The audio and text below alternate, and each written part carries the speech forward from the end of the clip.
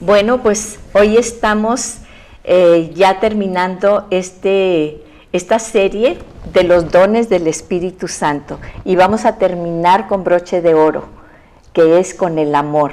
Así que vamos, y este es también un don. Mucha gente dice, ay, pues el amor, y lo usamos tan fácilmente y hablamos del amor tan fácilmente. Ay, es que amo estas chocolate chips, ay, amo esta nieve de chocolate, etcétera, ¿verdad?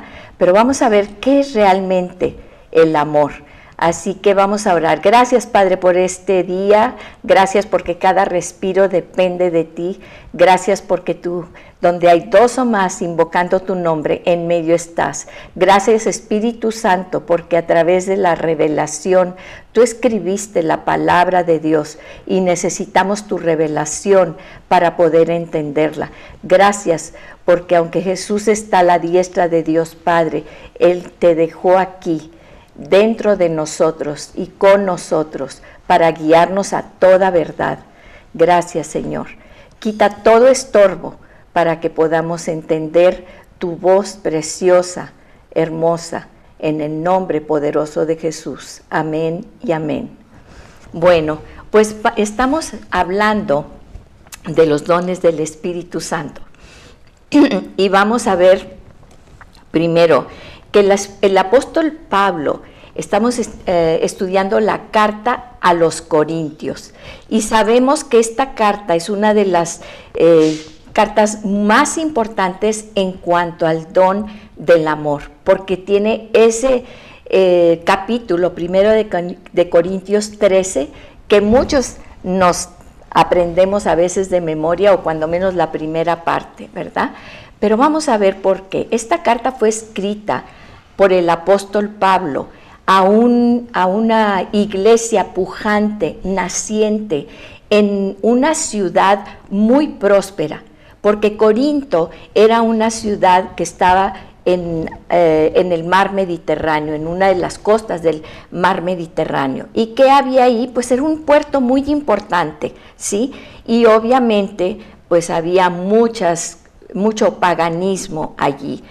Era un puerto donde había también muchos templos a muchas de las deidades que eran comunes en aquel tiempo, ¿sí? Pero también vemos que en medio de todo ese paganismo, de toda esa situación, estaba una iglesia naciente. Y esa iglesia, por lo que dice el apóstol Pablo, fíjense, eran llenos del Espíritu Santo, porque vemos aquí que dice que había profetas, había apóstoles, había maestros, pastores, había milagros, sanidades, hablaban lenguas, había manifestación de dones, de discernimiento de espíritus, de sabiduría, de interpretación de lenguas, ¿sí? Pero en medio de todo este poder del Espíritu Santo y manifestaciones, había algo que el enemigo había detectado a esta eclesia. ¿Qué es una eclesia? Es un grupo de gente que sale de sus casas y se reúne. Y entonces también el enemigo había entrado allí. ¿Y cómo? Había entrado en su papel predilecto de causar, en las palabras del apóstol Pablo, en 1 Corintios 1:13, en la introducción a la carta, dice que había contiendas, ¿sí? Y la pregunta del apóstol Pablo en este versículo es, ¿está acaso dividido Cristo? Tú pregúntate cada vez que entras a tu congregación, donde quiera que sea, donde quiera que estés, ¿está acaso dividido Cristo? ¿Sí? Y cuando causamos división en el cuerpo de Cristo, que es nuestra iglesia, nuestra congregación, ¿sí? ¿Qué es lo que pasa? Estamos dividiendo el cuerpo de Cristo. Y muchas veces vemos en imágenes a Jesús crucificado, ¿sí? Pero sabemos que ahora Jesús está resucitado a la diestra del Padre. pero Él nos ha dejado al Espíritu Santo y nosotros ahora somos el cuerpo de Cristo. Pues cierra tus ojos e imagínate el cuerpo de Cristo, a Cristo, su cuerpo, siendo rasgado de un lado a otro por disensiones tuyas y mías dentro de la iglesia. Entonces, fíjense, esta disensión era causada precisamente por los dones, ministerios y operaciones que había dentro de la iglesia. Y el apóstol Pablo es muy claro al decir en 1 Corintios 12 que todos son dados por un mismo Espíritu, un mismo Señor y un mismo Dios. ¿Qué estaba diciendo? Ustedes quieren separar a Dios. Ustedes no pueden separar al Espíritu Santo. Es un mismo Espíritu, un mismo Señor, refiriéndose a Jesús, un mismo Dios, ¿sí? Y entonces vemos que en todo esto, ¿qué es lo que el apóstol Pablo nos dice? En el capítulo 12 y en el capítulo 14 nos habla de los dones, de todos los dones del Espíritu Santo, y habla mucho de estos dones, porque todos querían ser lo mismo dentro de la iglesia.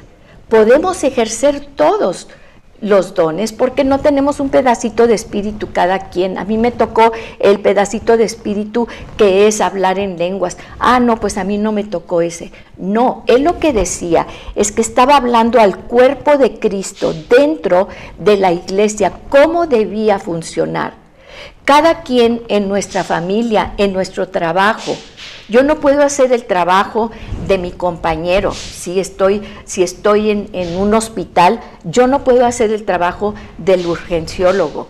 Yo no puedo hacer el trabajo del pediatra, ¿sí? Yo lo que voy a hacer, yo estoy en el departamento de ginecobstetricia. Ese es mi trabajo. No todos podemos hacer el trabajo de todos.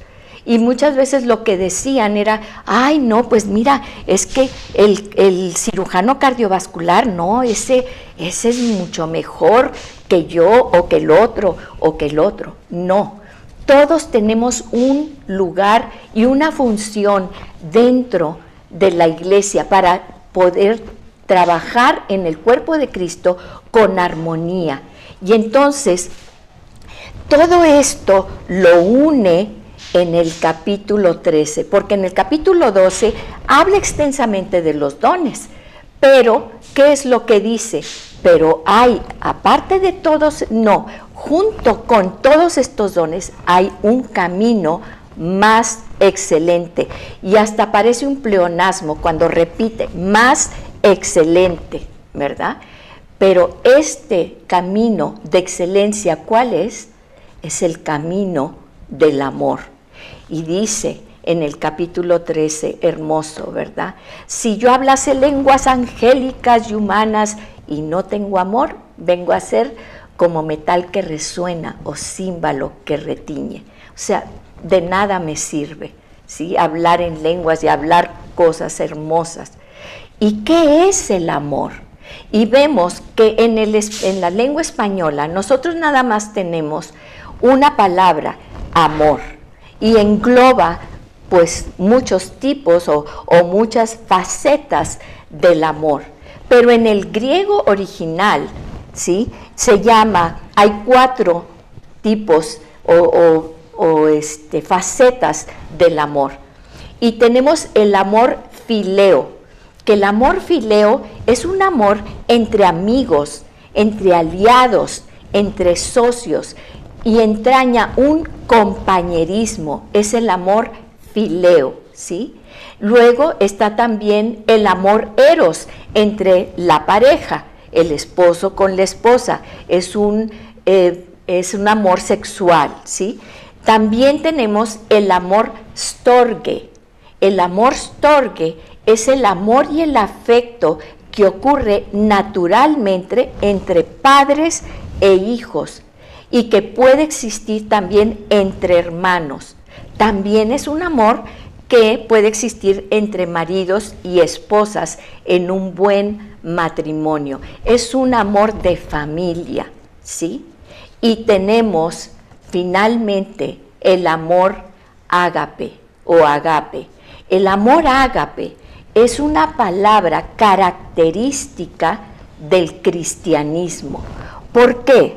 Porque define el amor primeramente que Dios nos tiene a nosotros. Es un amor sobrenatural y que engloba muchos de los conceptos que hemos visto, ¿sí? Porque Él dice, ya no os considero mis siervos, ahora os considero mis amigos. Y nos dice también que somos sus hijos y que Él es nuestro Padre, ¿sí? Entonces, fíjense, es una palabra que el Espíritu Santo nos da para entender ese amor con que Dios nos amó primero y que también espera que nosotros le amemos, porque dice la palabra, nosotros amamos a Dios. ¿Por qué? Porque Él nos amó primero. ¿Cómo se define este amor ágape? Y el amor ágape, primeramente, nos dice en 1 Corintios 13, ¿verdad? Después de que nos dice que puedo tener todos los dones, pero si no tengo amor, de nada me sirve. Entonces, ¿cómo es el amor? El amor es paciente. ¿Qué quiere decir paciente? Fíjense, macrotimeo es la palabra en griego. Macro, todos sabemos lo que quiere decir macro, es enorme, grande, ¿sí? Macrotimeo es longanimidad, es de ánimo largo, Entonces, vamos a ver qué quiere decir este macrotimeo. Dice, de ánimo largo, perseverar pacientemente en la adversidad. Eso quiere decir, perseverar pacientemente en la adversidad, ante ofensas, ante ataques de otros, ¿sí? Dice, también el amor es bondadoso, el que se da, mostrarse amable. ¿Y qué quiere decir amable? Amable lo tomamos, ¡ay, qué amable es! Quiere decir que puede ser objeto de que lo amen. Si yo te digo, eres una persona amable, quiere decir que eres una persona fácil de que yo te pueda amar o de que otra persona te pueda amar. Y habla también, obviamente, de la envidia, porque era algo que se estaba dando dentro de la iglesia, ¿verdad? Luego te dice lo que no es el amor, o sea, el amor ágape, no hay envidia, no es jactancioso. Todo se los estaba diciendo porque precisamente esa era la pugna. Todos querían ser ojo, todos querían ser pie, todos querían ser del cuerpo de Cristo, los más vistosos. Pero el apóstol Pablo ahí nos dice que los dones escondidos, aquellos que no se muestran, son los más honrosos. Así que no te preocupes si tú tienes un lugar muy especial, todos tenemos un lugar muy especial. No nos deslumbremos por la gente que tiene la plataforma o por la gente que está en los lugares públicos, porque Dios dice que los que están más ocultos son los más honrosos, son en el cuerpo de Cristo. Fíjense, y dice, no es arrogante, no se envanece, no hace nada indebido, no busca nada más lo suyo, primero yo, después yo y al último yo, ¿sí? No se irrita, cuidado con la irritación, es tan fácil irritarnos nosotros, nos irritamos muchas veces por cualquier cosa Y muchas veces decimos, lo que pasa es que pues ando nerviosa por esto, pues es la pandemia, pues es esto, pues es lo otro. No, porque nosotros estamos envueltos en el amor del Señor.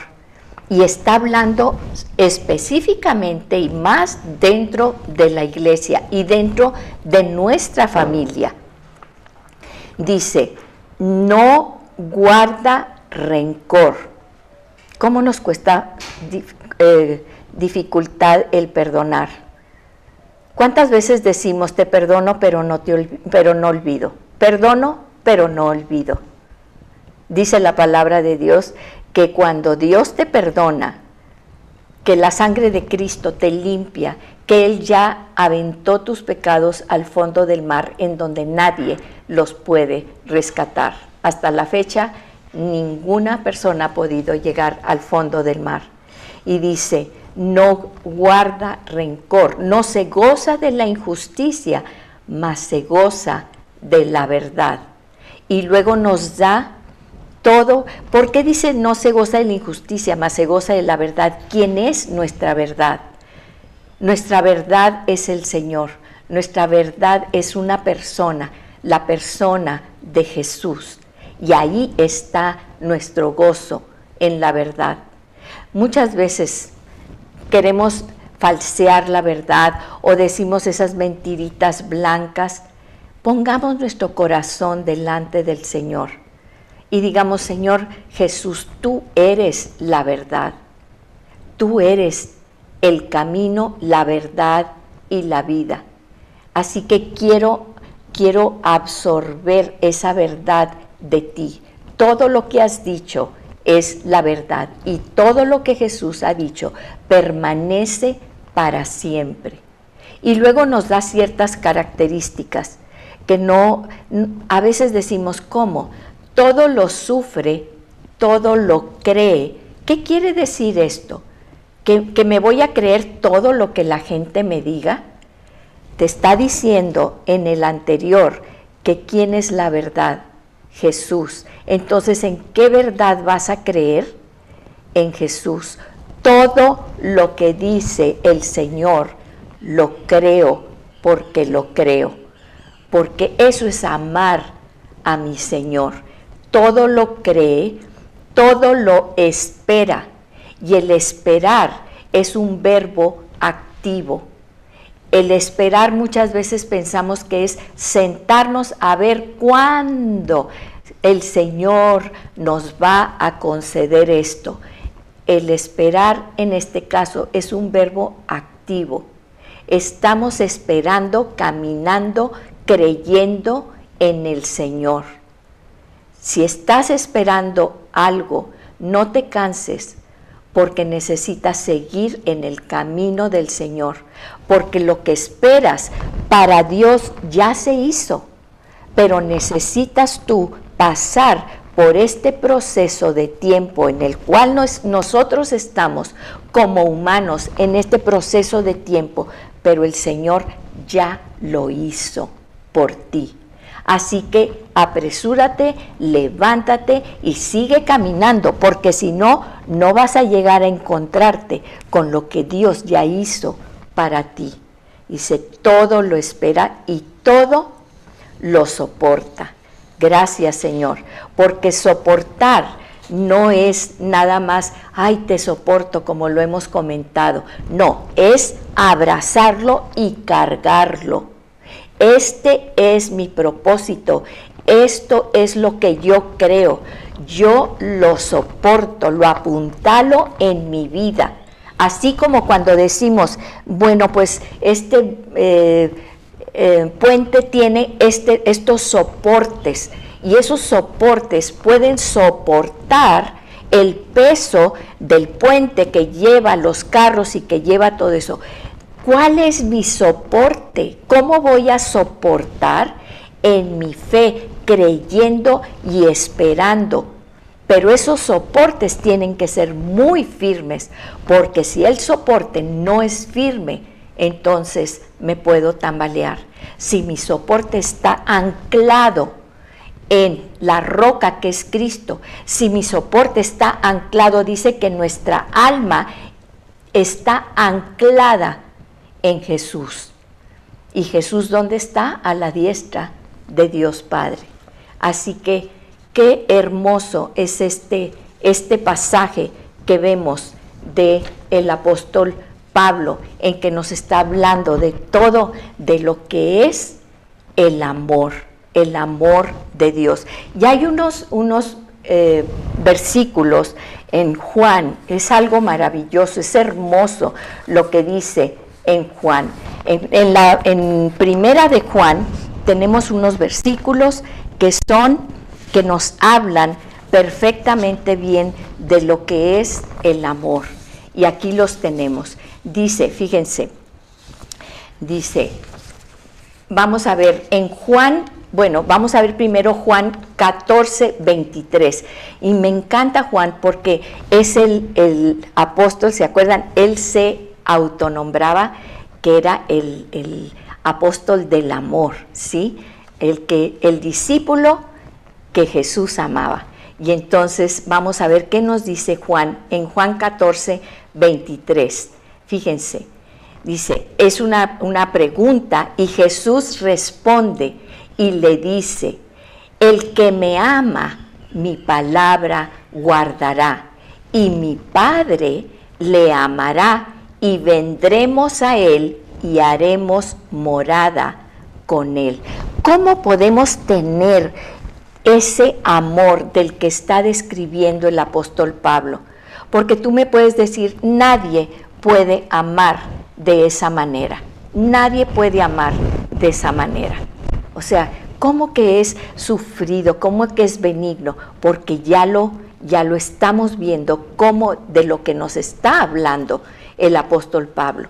Y entonces el apóstol Pablo aquí está hablando, nos vamos a Juan, ¿sí? Y les dice, fíjense, en primera de Juan 4:4, hijitos, vosotros sois de Dios y los habéis vencido. ¿A quién? A todos los espíritus, a todos los que son en contra del Señor, porque mayor es el que está en vosotros que el que está en el mundo. Y yo y el Padre somos uno. ¿Y cómo es eso? Porque tenemos el amor del Padre que mora en nosotros. Y en Juan 14, 23 le dice, el que me ama, mi palabra guardará. El que me ama, mi palabra guardará. Y en Colosenses 1:27 dice, a quienes Dios habla de nosotros, a quienes Dios quiso dar a conocer las riquezas de la gloria de este misterio entre los gentiles, que es Cristo en vosotros, la esperanza de gloria.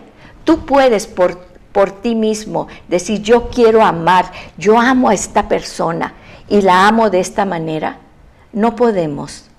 Pero este amor que tú dices, imposible que yo tenga este amor, pues ese amor viene porque somos uno con Jesús y Jesús es uno con el Padre.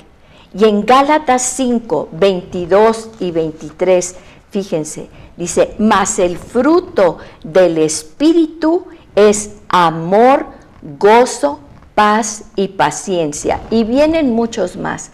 Yo me quedo con los primeros tres, ¿sí? Siempre he querido tenerlos en la memoria, ¿verdad? Aprendérmelos de memoria. Y siempre digo, me los voy a aprender. Y digo, el amor ágape, gozo, y luego P, paz y paciencia, ¿sí? Amor, ágape, AG, amor, gozo, y luego P, paz y paciencia. Con esos tenemos. Pero el primero del que habla es el amor, ¿sí? Y luego habla de la bondad, de la fe, la mansedumbre, templanza. Contra tales cosas no hay ley. ¿Y qué quiere decir? ¿Cómo que no hay ley contra tales cosas? ¿Por qué está diciendo que contra tales cosas no hay ley? Pues si la ley obviamente, pues es lo que nos rige y nos está diciendo el Señor que debemos de nosotros obedecer sus mandamientos. Y entonces vemos que contra tales cosas no hay ley. ¿Por qué? Porque el amor lo engloba absolutamente todo. Todo lo engloba el Señor. Y entonces vamos a ver, fíjense, aquí en Primera de Juan 3, del 10 al 24, y vamos a empezar a leerlo. Me gusta mucho porque en estos pasajes nosotros vamos a poner los corazones cada vez que veas la palabra amor. Y aquí vemos en estas cartas de Juan algo hermoso. Dice, en esto se reconocen los hijos de Dios y los hijos del diablo.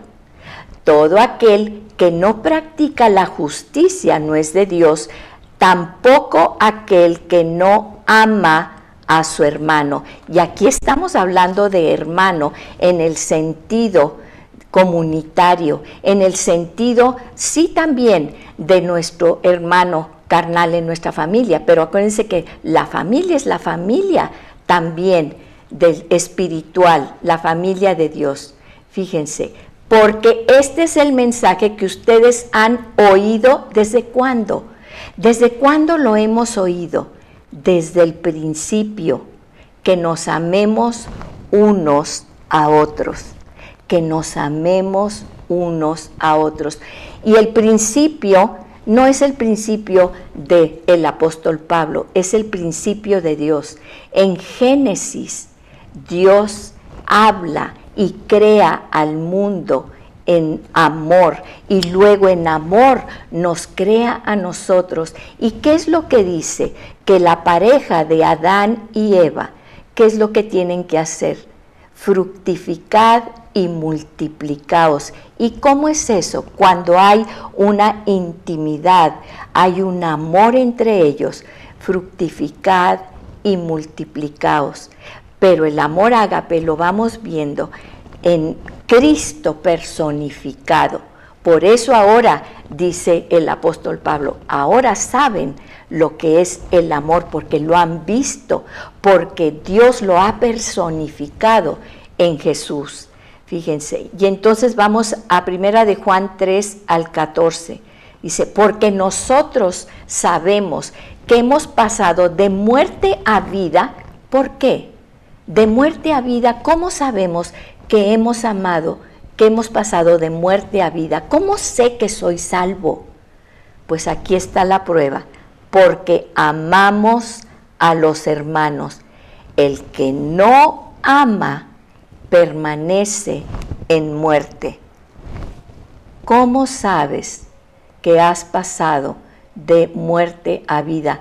¿Cómo sabes que eres discípulo de Jesús? ¿Cómo sabes que Jesús está en tu corazón? Porque amas a tu hermano. Dice, y en esto conocemos el amor en que Él, Jesús, puso su vida por nosotros. ¿Cómo podemos conocer el amor? Lo podemos conocer a través de Jesús, porque nadie ha puesto la vida por ti más que Jesús.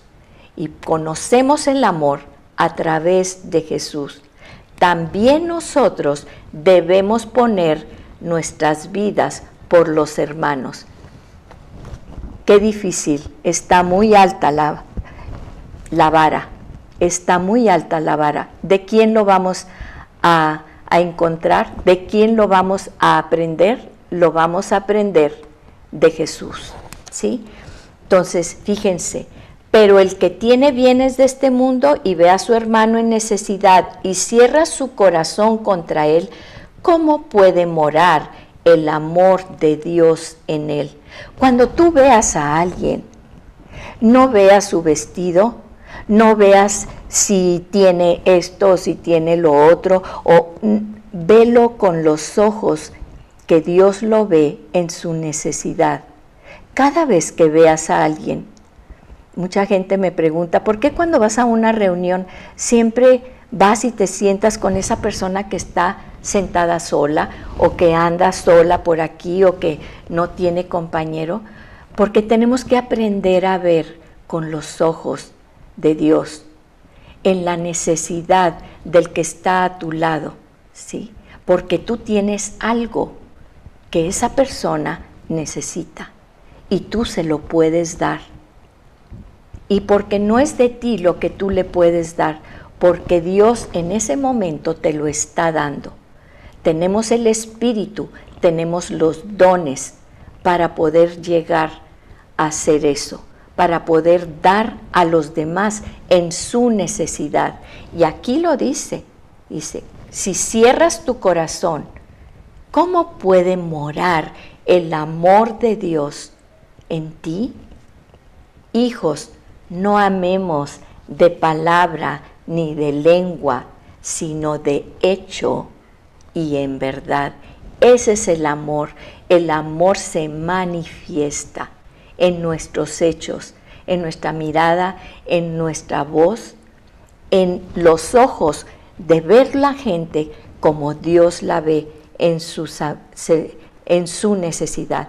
En esto sabremos que somos de la verdad. Obviamente en esto sabremos que somos de Jesús y aseguraremos nuestros corazones delante de Él. Qué hermoso, dice. Fíjense, amados, estoy en el 21. En el 20, en cualquier cosa en que nuestro corazón nos condene, porque Dios es mayor que nuestro corazón. ¿Cuántas veces en nuestro corazón guardamos condenación? Guardamos cosas que nosotros decimos, Señor, tengo este pensamiento recurrente, tengo este pensamiento de cosas que he hecho que se me vienen a la mente sin yo querer y me condenan. Y otra vez digo, ¿por qué? ¿Por qué lo hice? Me equivoqué. Dios ya te perdonó. Dios es mayor que tu mismo corazón. Y Él sabe todas las cosas. ¿Tú crees que Él no sabe lo que hiciste, lo que pensaste, lo que dijiste? Claro que lo sabe, pero Él es mayor que aún tu propio corazón. Entonces dice, amados, si nuestro corazón no nos condena, confianza tenemos delante de Dios. ¿Cómo nos va a condenar nuestro corazón? Cuando Dios, que es mucho mayor que nuestro corazón, ya nos perdonó y no nos condena. Pero hay algo que en lo que vamos a nosotros a permanecer para poder tener esto. Y dice, y todo lo que pidamos lo recibimos de Él. ¿Por qué? Porque guardamos sus mandamientos y hay que circularlo. Todo lo que pidamos lo recibimos de Él porque guardamos sus mandamientos. Y déjame decirte una cosa, si guardas sus mandamientos y caminas en el camino del Señor, vas a pedirle las cosas que el Señor quiere que le pidas, porque vas a tener esas peticiones que el Espíritu Santo ya puso en ti. No las cosas de la carne, no las cosas que nosotros queremos, sino lo que el Señor quiere mucho más alto. Sus pensamientos son más altos que tus pensamientos y sus caminos más que el camino en el que ahorita estás. Y entonces dice, y hacemos las cosas que son agradables delante de Él. ¿Y cuál es este mandamiento? En el 23 dice, y este es su mandamiento. Primero, creer en el nombre de su Hijo Jesucristo, porque ahí es donde nos abre la puerta a nuestro propósito, a nuestro destino, a lo que Dios ya preparó para nosotros. Primero, creer en el nombre de su Hijo Jesucristo. Por eso siempre oramos y decimos en el poderoso nombre de Cristo Jesús. Y segundo, son dos. Sí, yo ya creí en el Señor Jesucristo. pero hay una segunda parte. Y esta segunda parte muchas veces nos quedamos allí en la cruz creyendo en que Jesús murió y resucitó. Pero ¿cuál es mi camino? ¿En qué camino estoy andando? Lo segundo es cómo voy a caminar, que nos amemos unos a otros como Él nos ha mandado. Es un mandamiento. Es un mandamiento que se resume, dice en el 24, el que guarda sus mandamientos permanece en Él y Dios en Él. Y es muy importante la permanencia. ¿Cuántas veces decimos, yo ya hice la oración de fe, yo creo que Jesús es mi Salvador, pero hay que tener cuidado, porque entre más seguros nos sentimos, dice la palabra que en los últimos tiempos Dios nos está diciendo, cuidado, en los últimos tiempos muchos se van a enfriar. ¿Y saben por qué se enfrían? Porque cuando estamos en la iglesia, cuando estamos en la congregación, ¿qué sentimos? ¿De qué hablamos? Del calor humano. ¿Estás segura que cuando tú vas a tu congregación, tú entras y sientes ese calor? ¿Hay calorcito o hay frialdad? Porque si sientes frío, más vale que tu fuego empiece a encender a los demás. Y el fuego se enciende por medio del amor. Así que no te preguntes, cuando vayas a una iglesia, a una congregación, es que se siente fría. Pues es que tú estás frío, porque si tú estás en fuego encendido, no vas a tener frío. Al contrario, tu fuego va a encender a los demás, ¿sí? Y eso es algo que tenemos que tener. Dice, y el que guarda sus mandamientos permanece. ¿De quién vamos a ser? ¿De los que nos resbalamos? ¿Que habiendo llegado hasta aquí, seremos de los que nos enfriamos? Porque si alguna vez sientes frío, el frío empieza dentro de ti. Dice, y Dios en Él. En esto, ¿cómo vamos a saber que permanecemos, que Él permanece en nosotros? Por el Espíritu que nos ha dado. Por el Espíritu que nos ha dado. No es de nuestras fuerzas, no es porque yo quiero amar a los demás. Qué difícil es amar a los demás. Sí, y más como el amor del que nos habla el apóstol Pablo. Pero no es en nuestras fuerzas, es que el Espíritu permanece en nosotros. Y ahí lo tenemos, ¿sí? Muchas veces, Señor, ven, Señor, te pido que me muestres tu rostro. Ya está en nosotros el Espíritu. Y muchas veces clamamos a Dios, háblame, Señor, háblame, queremos oír la voz audible de Dios, ¿sí? Y el Espíritu constantemente, 24/7, nos está hablando al oído, aquí adentro, en sueños, en visiones, en ese de repente que nosotros hablamos y dices, le voy a hablar a esta persona. Y resulta que la persona te dice, estaba pensando en ti, que necesito una palabra de ánimo, alguien que me escuche o alguien que llore conmigo. Ese es el Espíritu, eso es lo hermoso. ¿Quieres subir a la montaña y que te hable con truenos y rayos? Pues ten cuidado, porque el Espíritu siempre te está hablando. Y ya cuando Dios te tiene que hablar de esa manera, pues ten cuidado. Más vale que escuches diariamente su voz. Y en 1 de Juan 4 vemos que dice, amados.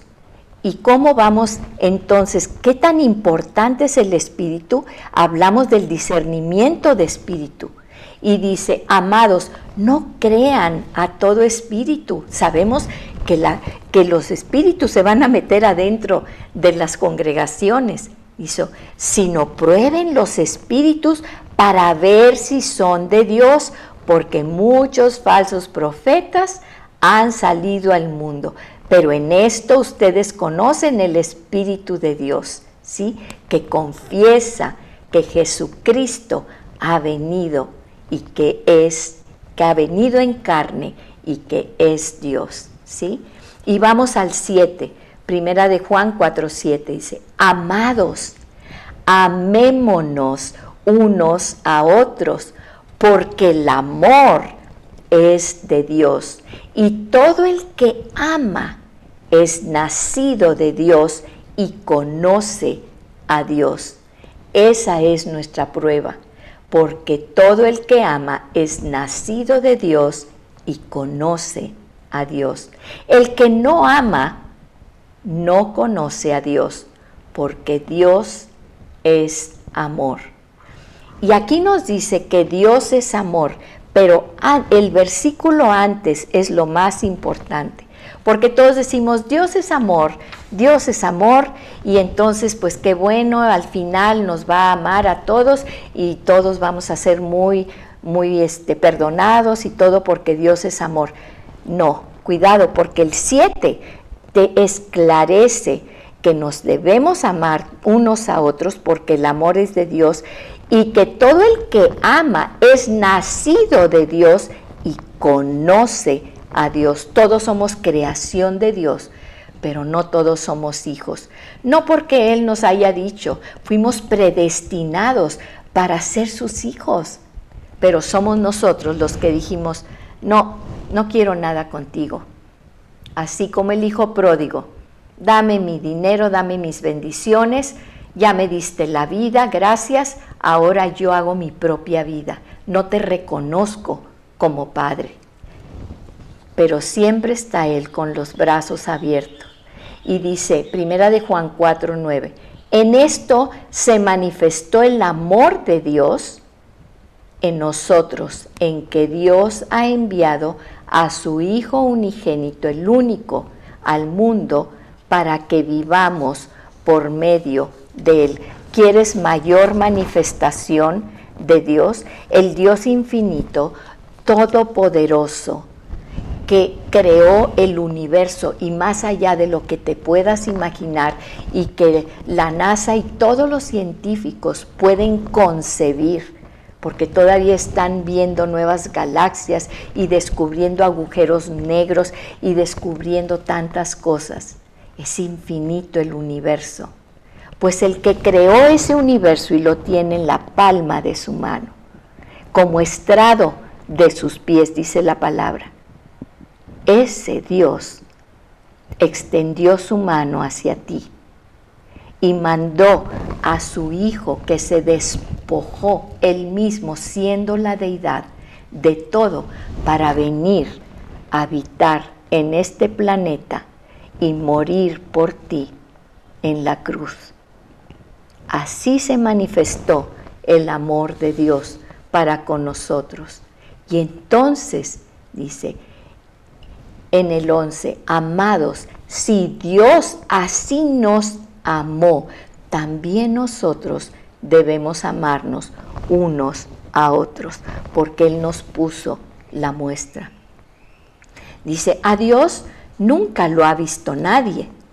Si nos amamos unos a otros, Dios permanece en nosotros y su amor se perfecciona en nosotros. ¿Cómo permanece Dios en nosotros? En su esencia de amor.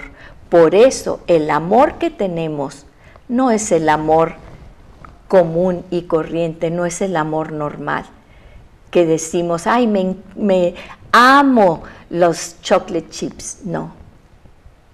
No es ese amor. El amor de Dios es el que se da y el que se manifiesta. Y la gente no puede ver a Dios. Entonces, ¿dónde va a buscarlo? En ti, en el amor que tú estás derramando para con ellos, porque tus ojos van a ver con el amor de Dios, tus labios van a hablar con el amor de Dios, tu mano se va a extender con el amor de Dios. Y ese amor, cada vez que lo ejercemos, se va perfeccionando dentro de nosotros.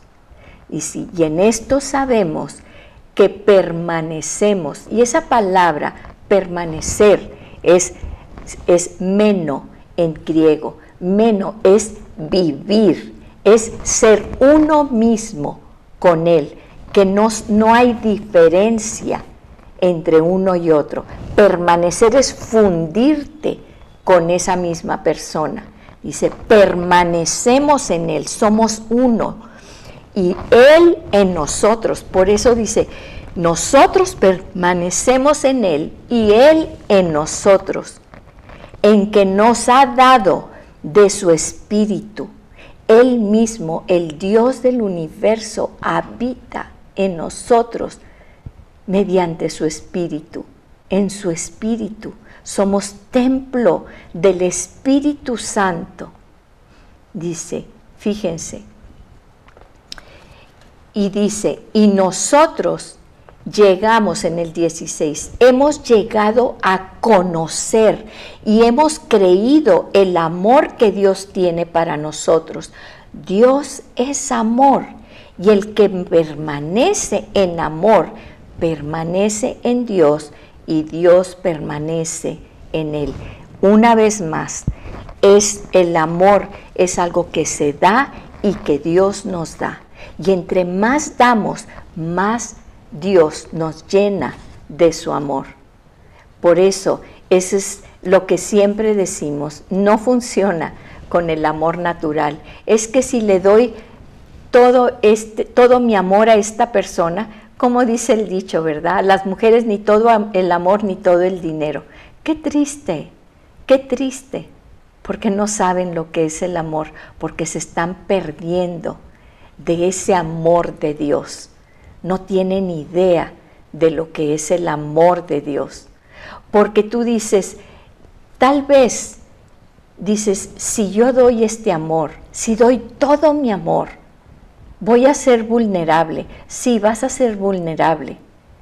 Pero entre más amor das y das el amor con todo tu ser, más serás lleno de la plenitud y del amor de Dios. Es que van a romper mi corazón. Tu corazón le pertenece al Señor.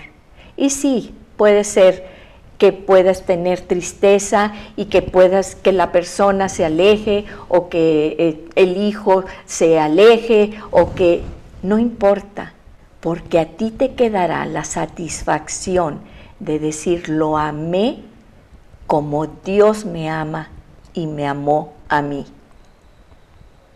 Y eso, pase lo que pase, es una satisfacción, es una llenura, es una plenitud, que no quedó nada de ti, de tu parte. Y lo que Dios disponga, eso es otra cosa. Dios te va a llenar y Dios te va a restaurar de cualquier situación y de cualquier cosa. Pero en tu conciencia, en tu ser, quedará decir, yo di todo el amor que tenía, y más amor Dios te va a dar, y más lo vas a sentir. Así que esta es una verdad que aquí nos está diciendo. Porque fíjense, muchas veces esto está arraigado en el temor. ¿Y si me pasa esto? ¿Y si me dice? ¿Y si se va? ¿Y si esto? ¿Y si lo otro? Fíjense esto, ¿es verdadero amor el que tú estás dando? Porque dice, en esto se perfecciona el amor en nosotros, para que tengamos confianza en el día del juicio, pues como Él es, así somos también nosotros en este mundo. En el amor, 18, no hay temor, que el perfecto amor echa fuera, sino que el perfecto amor echa fuera el temor, porque el temor involucra castigo y el que teme no es hecho perfecto en el amor. Dios nos ama de tal manera que muchas veces decimos, ay, pues es que Dios me castigó por esto. No, cuando tú amas, no es un castigo de Dios, no es que Dios te esté juzgando, ¿sí? ¿Qué es lo que está pasando? Dice, el que teme no es hecho perfecto en el amor. Y ahora pues ustedes saben, hay muchas corrientes que dicen, no es que tienes que ser vulnerable o X o Y. No, es que, ¿cómo te vas a perder de ese privilegio y de eso de haber amado en la vida? ¿No quieres arriesgarte? Pues no ames a nadie. Siéntate, encónchate y no permitas que nadie entre a tu corazón ni a tu mente. Y no estoy hablando nada más de el amor, ¿verdad?, de pareja, en todos los sentidos, con nuestros hijos, con las demás personas. Hay que amarlas verdaderamente como Dios las ama. Y vemos aquí en el 19, dice, nosotros amamos porque Él nos amó primero. Fíjense, qué hermoso es lo que está diciendo aquí. Nosotros amamos porque Él nos amó primero. Si alguien dice, yo amo a Dios, pero aborrece a su hermano, es un mentiroso. Porque el que no ama a su hermano, a quien ha visto, no puede amar a Dios, a quien no ha visto.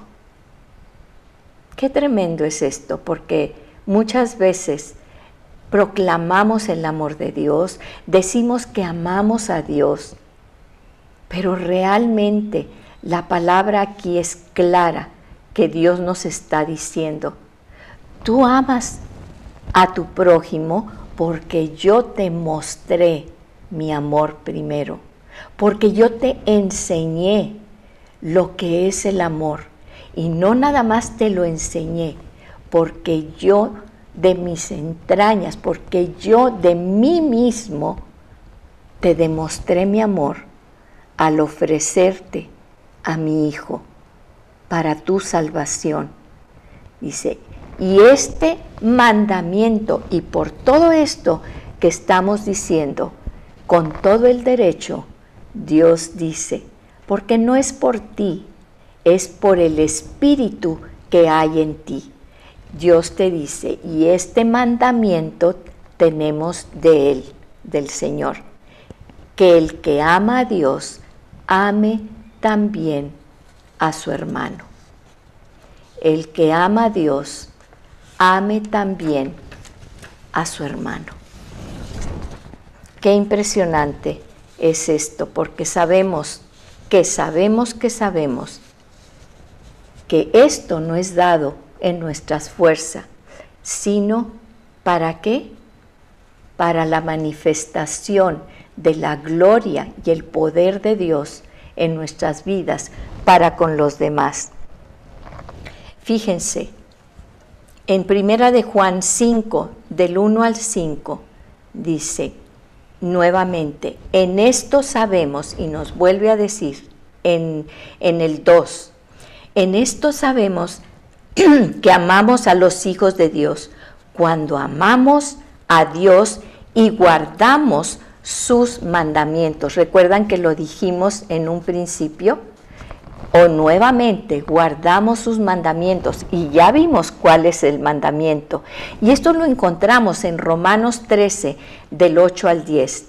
Dice, no le debas nada a nadie, sino solo el amaros los unos a los otros, porque el que ama al prójimo ha cumplido la ley.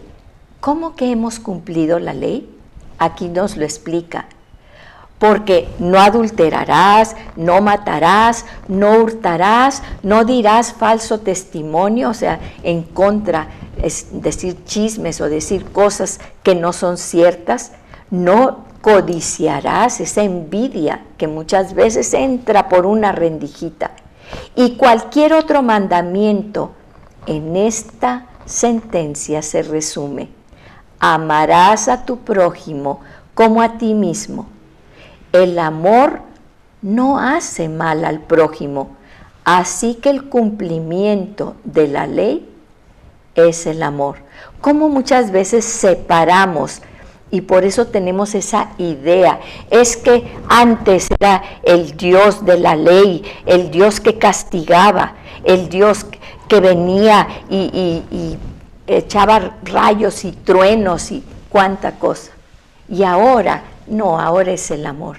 No, porque el cumplimiento de esa ley es el amor. El corazón de Dios detrás de la ley y de todo lo que ha hecho siempre ha sido el amor, porque esa es su esencia, ¿sí? Y fíjense, nosotros portamos el Espíritu de Dios, y si fuimos hechos con el propósito de portar la presencia, que es la gloria de Dios, y si Dios es amor, estamos caminando en la presencia de Dios, estamos portando la gloria de Dios, actúas, hablas y vives en amor. ¿Y cómo lo vamos a manifestar? Sí, el amor a Dios, pero ya nos lo dijo Él: el que me ama, este mandamiento cumple, que os améis los unos a los otros. Dijo Jesús: un nuevo mandamiento os doy. Y no es porque fuera un mandamiento agregado a, sino que subió la vara, porque ahora lo vimos, ahora ya lo estuvo con nosotros Jesús, lo que esperábamos, lo que se prometió en Génesis 3:15, cuando nosotros pecamos, cuando se abrió el mundo al pecado, cuando Adán y Eva pecaron y permitieron que entrara el pecado. Ahí fue la promesa maravillosa que vendría un Redentor que aplastaría la cabeza a nuestro enemigo, que es Cristo Jesús. ¿Y qué pasa en las iglesias? ¿Qué pasa en el cuerpo de Cristo cuando vemos esto?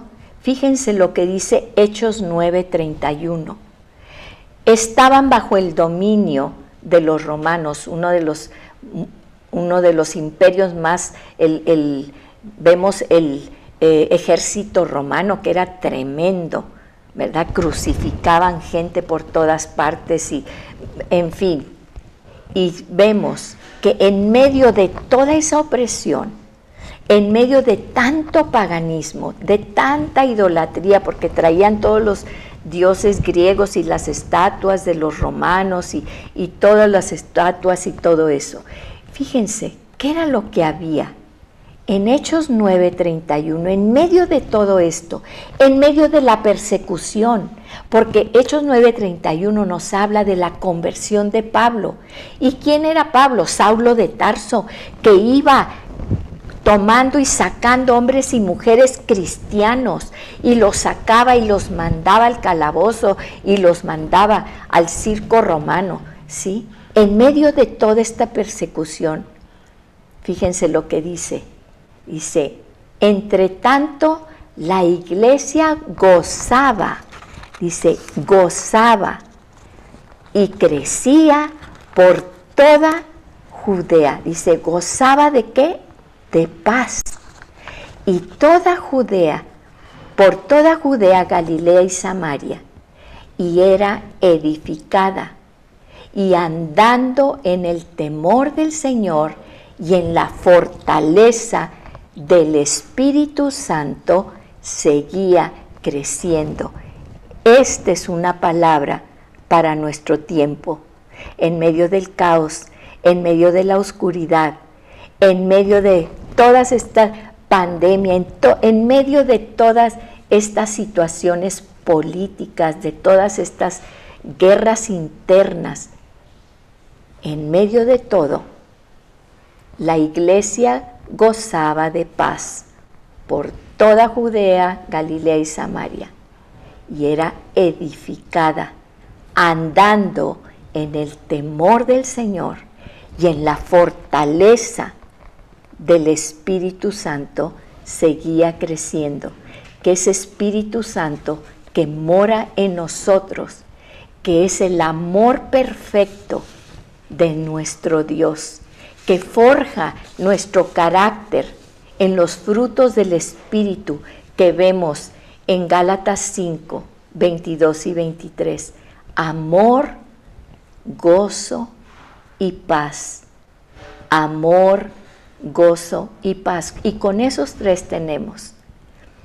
Y si te falta uno, es la paciencia que Dios nos ha tenido y que Dios nos pide que tengamos primeramente con nosotros mismos y con los demás, y que vivamos en el temor de Dios y que vivamos en ese avivamiento del Espíritu, del amor, porque es la manifestación, no importa lo que haya alrededor. Nosotros somos sus hijos, su cuerpo, su iglesia, y caminamos en paz, en gozo y en amor. Realmente estamos viviendo como Dios quiere y anhela, porque el Espíritu Santo ya está en nosotros. Él es el que nos está hablando y Él es el que nos fortalece. Solo tenemos que oír, que abrir nuestro corazón y nuestra mente para poder llevar a cabo el plan maravilloso y perfecto que Dios tiene para ti. Vamos a orar. Padre, en el nombre poderoso de Jesús, te damos gracias porque todo ya nos lo has dado. ¿Qué más te podemos pedir, Señor? Que tu mismo Espíritu habita en nosotros, que tenemos esa fortaleza que el Espíritu nos da, que nada nos falta, que en medio de todo lo que vemos, que en medio de todo lo que hay, caminamos en amor, en gozo y en paz. Gracias, Padre. Te alabamos y te glorificamos, Padre. Y sella esta palabra en nuestro ser, en nuestra mente y en nuestro corazón. Gracias, Espíritu Santo, por tu paciencia con nosotros. Gracias, gracias, Señor. En el nombre de Jesús. Amén y amén.